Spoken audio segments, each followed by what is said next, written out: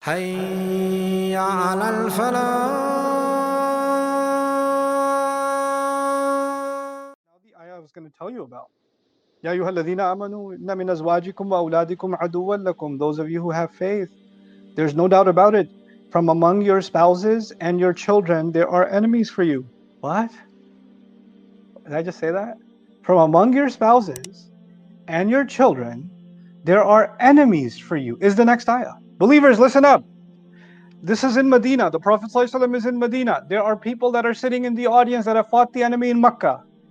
And they fought them in the battle of Badr. They fought them in the battle of Uhud. And now an ayah comes, they're sitting, and the Rasul ﷺ is reciting this ayah to them.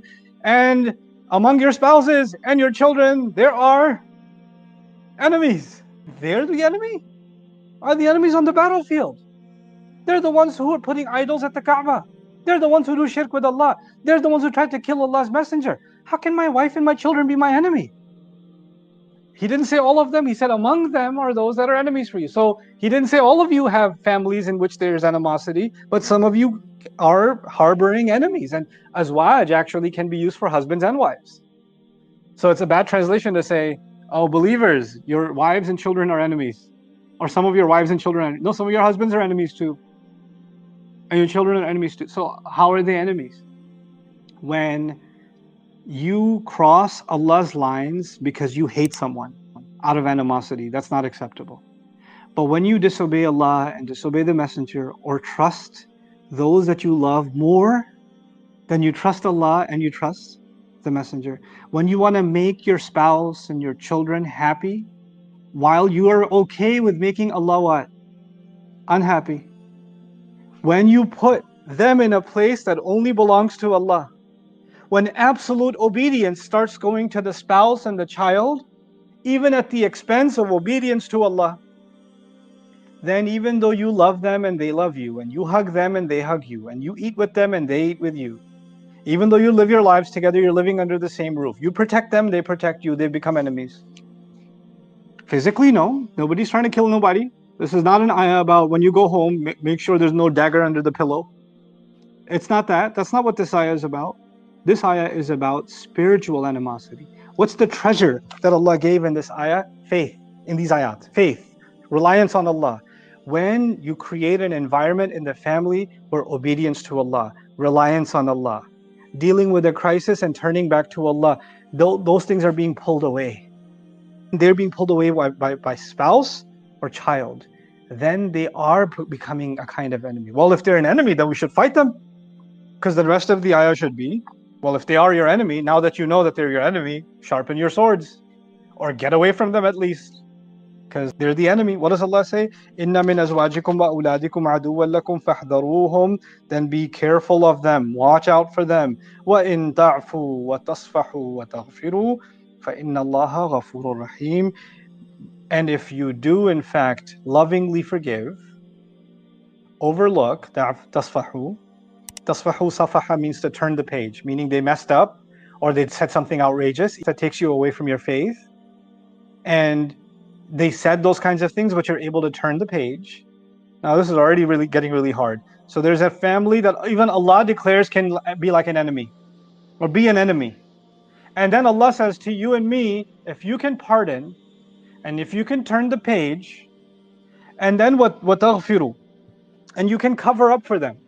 So there's 3 words for forgiveness being used in one ayah. There's no ayah like in the Quran like that, where multiple words for one act, which is forgiveness, is being used over and over again. Because when Allah says lovingly pardon, ta'fu, it's a word for forgiveness at the end. Tasfahu, turn the page, let it go, bury the hatchet, whatever phrases people use. Put dirt on it. There are different expressions for it. Just let it go, move on, right? Which is again forgiveness, isn't it?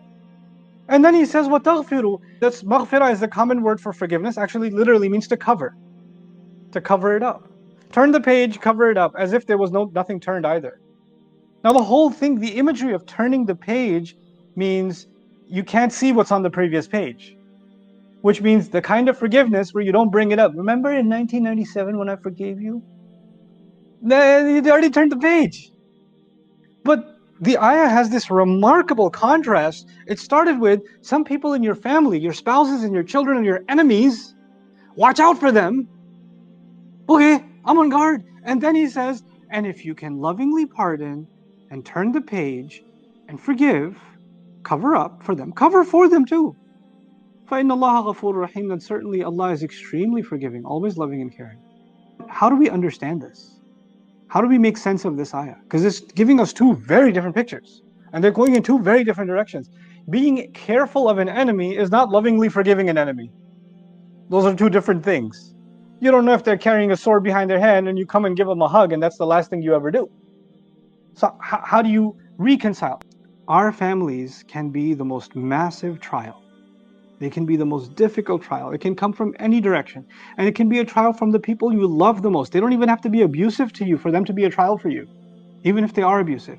You know the difference between someone who lost their cool or who made a mistake once or at a certain event or at a certain moment, but that's not their nature. You know who they really are.